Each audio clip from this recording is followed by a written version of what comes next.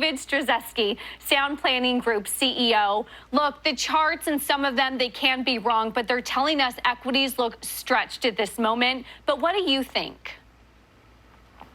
Well, Taylor, I think it's important for us to kind of consider this. It's like, when I get headline numbers, I sort of think about this like, hey, how would I feel if Bernie Madoff gave me my quarterly report? Would I have warm and fuzzies on the inside knowing that this guy was fraudulent? We have fraudulent numbers that are coming out all the time that have caused the market to rally and rally and rally.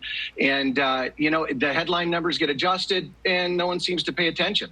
And so this is kind of an interesting reality that we're in. But, we're in an election year right now. And so my expectation is that, because we've seen, the markets rally so well, we've seen the craziest July, I think, on record with assassinations, presidential candidate changes. I guess Kamala Harris is a completely new person, according to everything we look up now.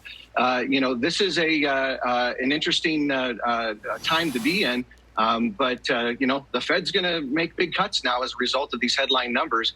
Yet we're still, consumers going into debt. We hit over 31.5 or $35.1 trillion now.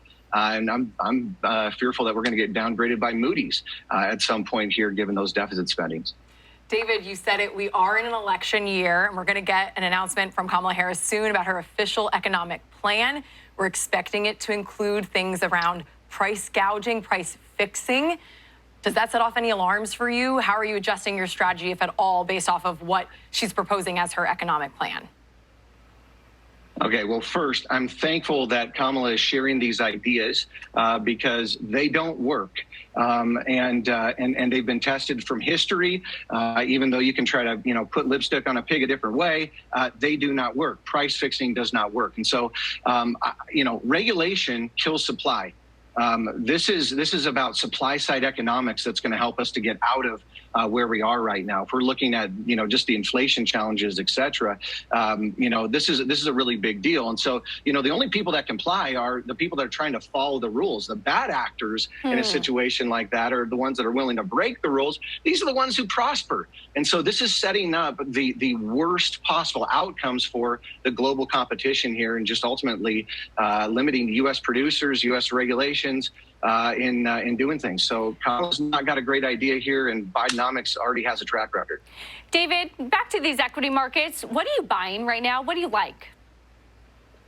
Okay, so, we are at a time frame where we saw the VIX on Monday spike to its third highest point ever in a quick manner. And of course, that was all about the Japanese carry trade. I personally don't think that that's over. And in fact, with the Fed cutting rates, it's actually going to make that carry trade worse. So we're not out of the woods. And but where should we invest right now? So I think it's important for us to kind of take a valuation of maybe what some of the smartest people in the world are doing. Warren Buffett, as an example, more cash right now than ever before. Why? Most Americans believe that we are in a recession, or we will be facing a significant recession in 2025. Some are convinced that we've got a soft landing ahead of us. We'll never see recessions again. I vote that that's the reality. It just doesn't seem probable. So where are we rotating into right now? Look at this. Gold is at all-time highs today.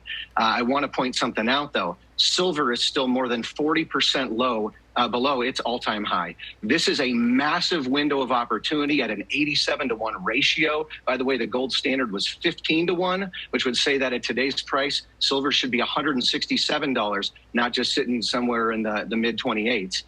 So that is a massive undervalued play, in my opinion. I think that could be played really well through miners if you don't want to hold the physical assets or put it in a COMEX level facility. But these miners are very undervalued right now. So a couple that I'm bringing to the table here are Hecla Mining, HL. A couple things about this. These guys have been around for a long time. They're a silver miner. So again, that's my play as where the opportunity is. Getting a 4% dividend on this, and we're looking at a 38.33% net profit margin. So these guys are very profitable, innovative, doing good things. Rio Tinto, RIO, is another great player here today. 6.2 on the dividend. AI is going to really improve the fact that these guys are buying mines. They're putting deals together here, David, and I think that they're going to continue to improve. David Stryzewski, we unfortunately have to leave it there, but always appreciate the time that you're giving us. Thank you so much. Brian, we want to go back over